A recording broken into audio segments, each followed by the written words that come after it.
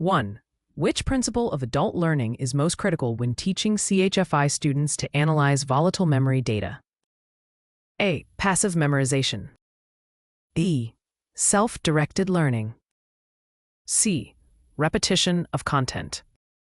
D. Ignoring learner experience. 2. When evaluating a trainee's ability to recover deleted log files, the most effective evaluation method is A. Multiple-choice written test. B. Practical lab-based assessment. C. Oral questioning. D. Attendance monitoring. 3. In CHFI curriculum design, aligning modules with legal compliance standards ensures A. Students learn only technical skills. B. Curriculum meets regulatory requirements. C. Faster course delivery. D. Reduced faculty workload. 4. Which communication approach best facilitates clarity when guiding a team through a digital evidence chain of custody? A. Using technical jargon exclusively. B. Clear, concise, and audience-adapted explanations. C. Avoiding all visual aids. D. Speaking quickly to save time. 5. Regulatory compliance in a CHFI program requires instructors to emphasize A. Randomized investigative methods. B. Adherence to admissibility standards. C. Speed over accuracy. D. Informal evidence documentation. 6. When mentoring novice forensic investigators, the most impactful method is A. Assigning independent textbook reading. E. Demonstrating real-world investigative case studies. C. Reducing practical exposure. D. Avoiding feedback. 7. What is the primary advantage of formative assessment in CHFI training? A. Evaluates after program completion. E. Provides ongoing feedback to learners. C. Eliminates need for summative tests. D. Reduces instructor involvement. 8. Which evaluation method most accurately measures a CHFI trainee's readiness to testify in court? A. Multiple choice knowledge check. B. Mock courtroom simulation. C. Peer review of notes. D. Essay on investigation theory. 9. In adult learning, connecting CHFI evidence handling practices to workplace scenarios primarily enhances A. Memorization. B. Engagement and retention. C. Reduced training time. D. Competitive grading.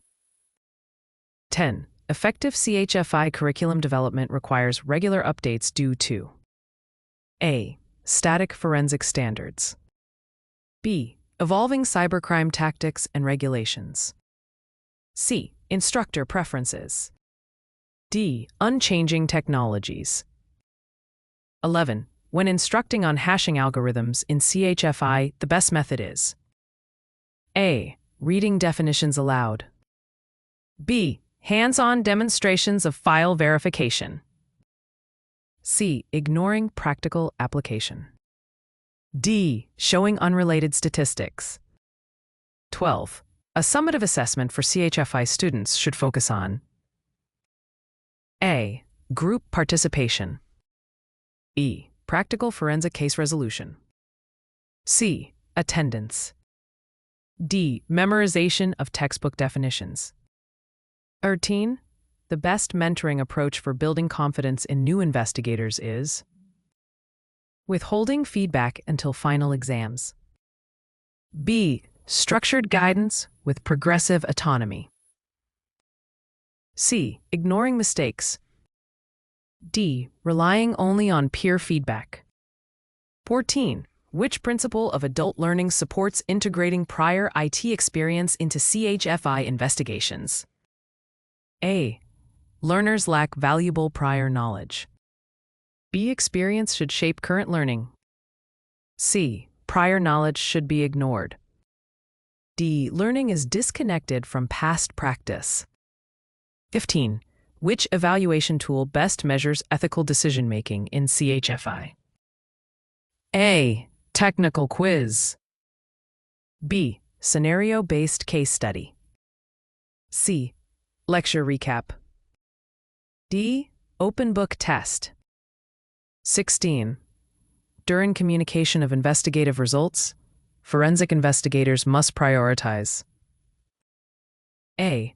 Technical jargon for authority.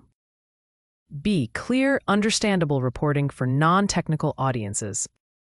C. Minimal explanation. D. Delaying documentation. 17. In CHFI curriculum design, learning objectives should be A. Broad and unspecific. B. Aligned with certification standards. C. Informal and flexible. D. Optional for advanced learners. 18. Which evaluation method validates both knowledge and skills of CHFI candidates? A. Multiple choice exam only. B. Case-based practical assessments. C. Self-assessment. D. Attendance record. 19. A mentor guiding a new forensic analyst through live data capture should A. Perform the task without explanation. B. Demonstrate, explain, and then supervise. C. Provide written notes only. Avoid direct involvement. 20. Regulatory compliance in digital forensics training ensures A. Faster course completion. B. Adherence to admissibility and legal standards. C. More complex technical tools. D. Reduced ethical concerns. 21.